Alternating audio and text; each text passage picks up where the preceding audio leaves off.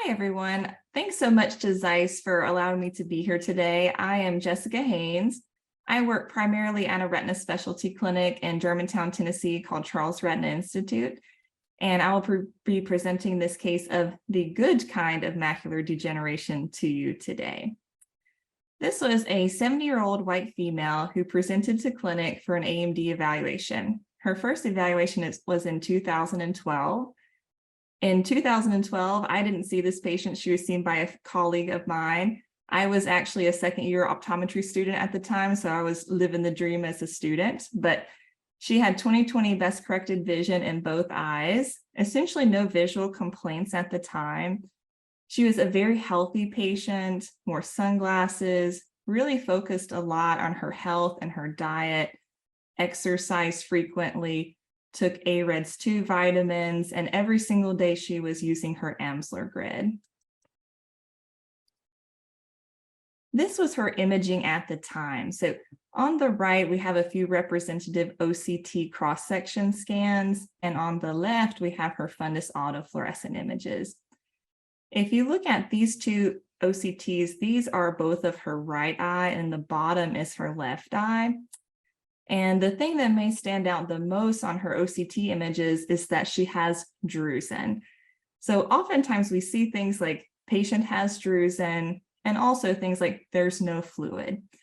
But there's so much more that can be seen and identified on these scans. So let's break this down a little bit more and look at what types of drusen she has. What do these drusen look like?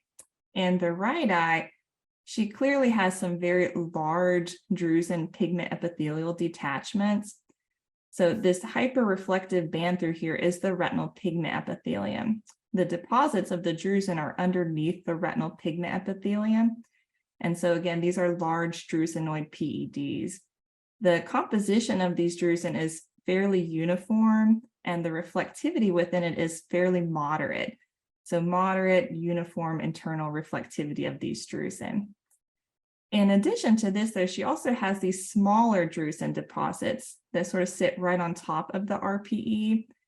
These have been termed subretinal drusenoid deposits. On fundus autofluorescence, these will show up as these reticular type drusen deposits that are called reticular pseudodrusen. So we have a patient who has large size normal drusen deposits and also has reticular pseudodrusen. If you look at the calipers here, we measure some of these drusen deposits, and these drusen are easily large size drusen. One thing you can do with your OCT instruments is use calipers like this to give a sense of how large these drusen are. If a druse is over 125 microns in size, that constitutes a large size druse. So these drusen are really big, but even this guy down here is a large size druse. In addition to this, one thing you can point out on this OCT cross-section scan is this hyperreflective spot here. This has been called a hyperreflective foci, and this is thought to be RPE that becomes more and more disheveled. And on fundus exam, this may show up as pigment modeling.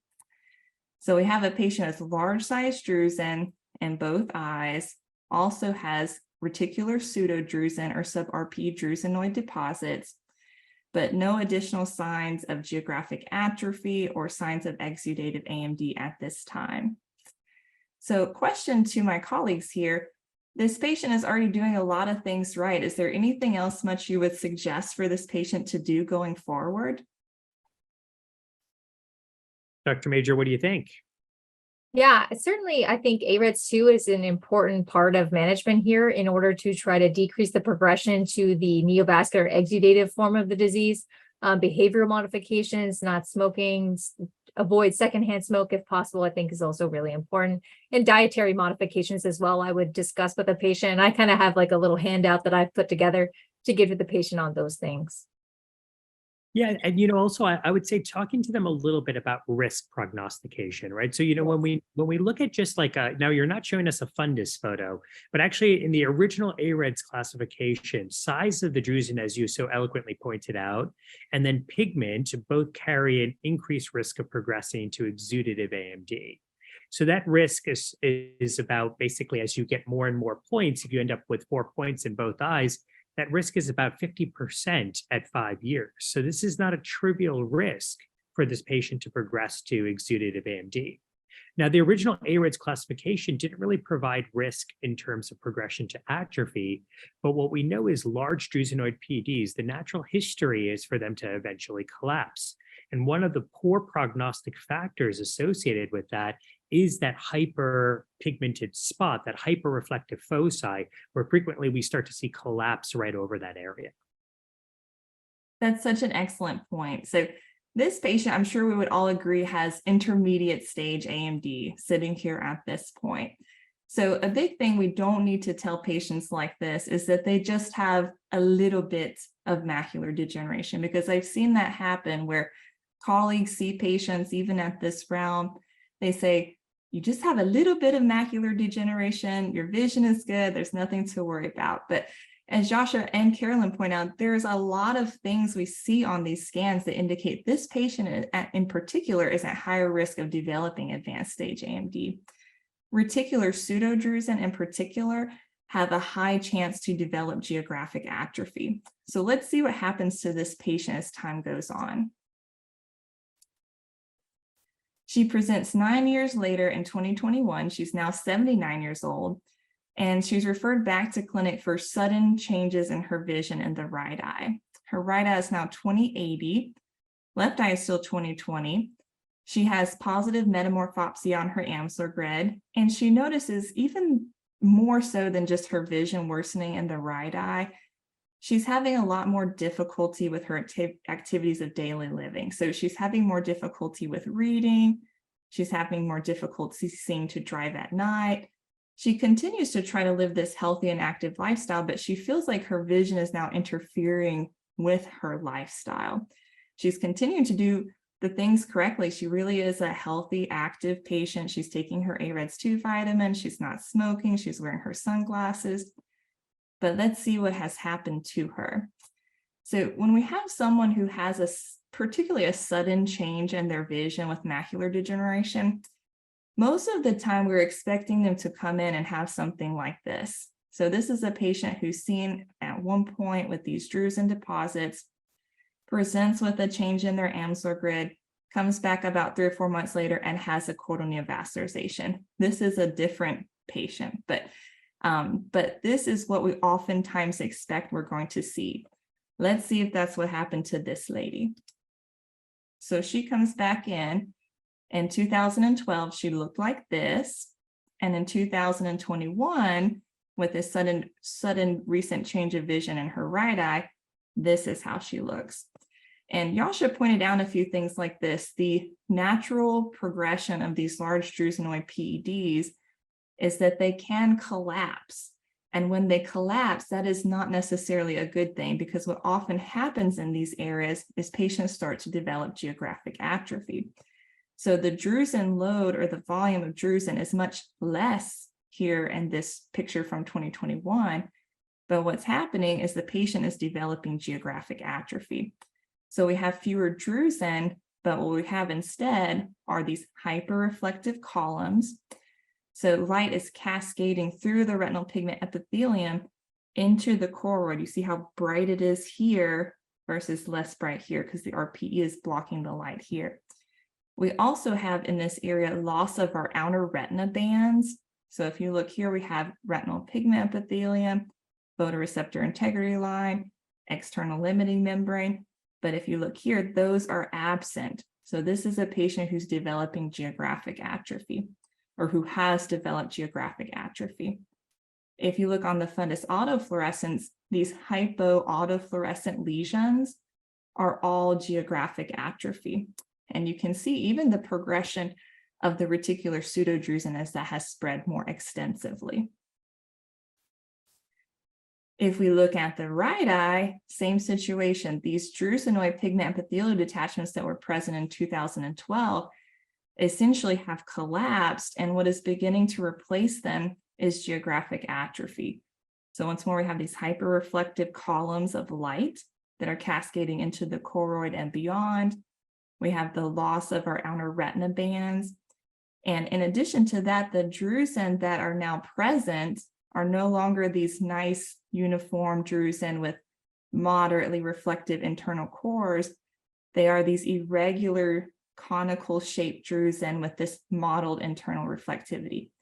These have been termed conical debris, ghost drusen, calcified drusen, but these type of drusen deposits carry increased risk of these areas developing geographic atrophy. And then can see the geographic atrophy here. So what do we do with a patient at this point?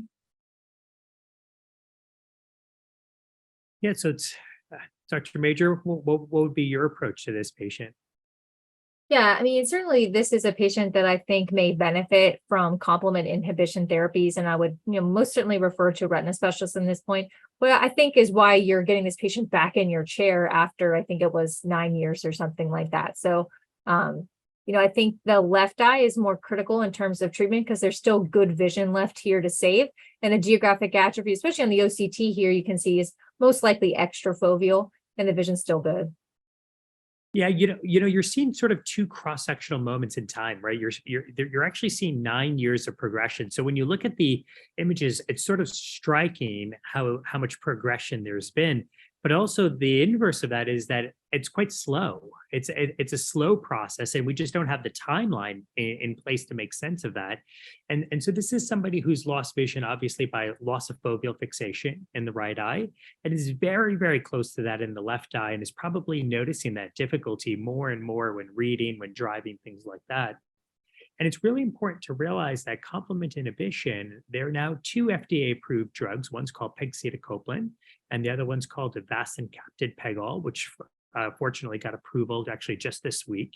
And that medication, both of those are designed to slow but not stop progression of geographic atrophy. So it's really important to realize that when we look at patients who do well with treatment, their patients who do well are those where the lesions are further away from the foveal center. And so at least 250 microns further away. And those are ones that have probably the largest value, because if it's still going to progress, we want it to basically start to slow as it moves further, as it gets closer and closer to the foveal center. Now, we can't have this conversation, especially in today's landscape, without talking about some of the drawbacks of complement inhibition.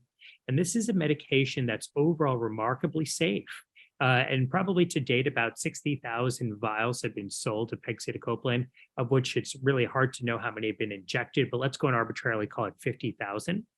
And in those patients, about 6 or 7 of them have had pretty severe occlusive vasculitis.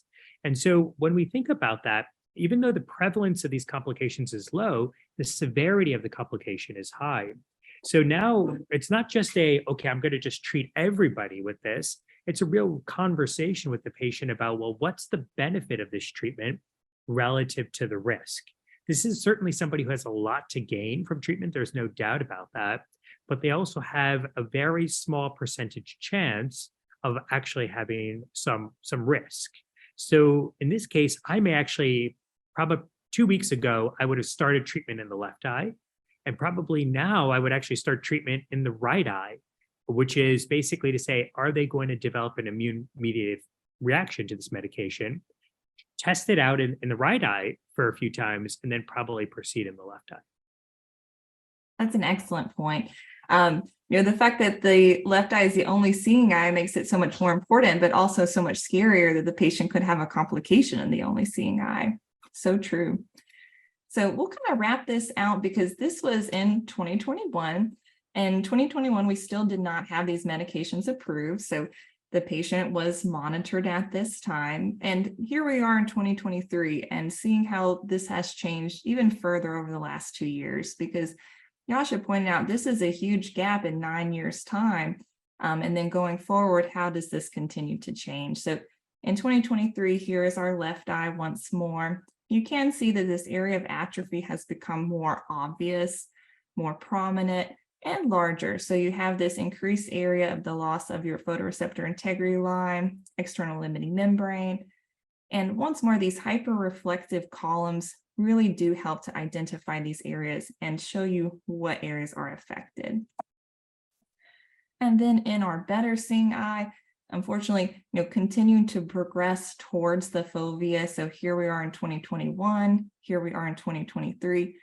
The patient remains with 20/25 visual acuity, but as Yasha pointed out, we're getting more and more visual dysfunction in this patient. So the visual acuity remains good, the visual function continues to decline.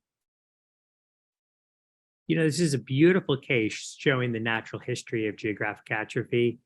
It's relentless, it's sad, and I think this is just a beautiful case showing the imaging. So thanks so much for presenting this. It's an excellent case. Excellent insight from you both.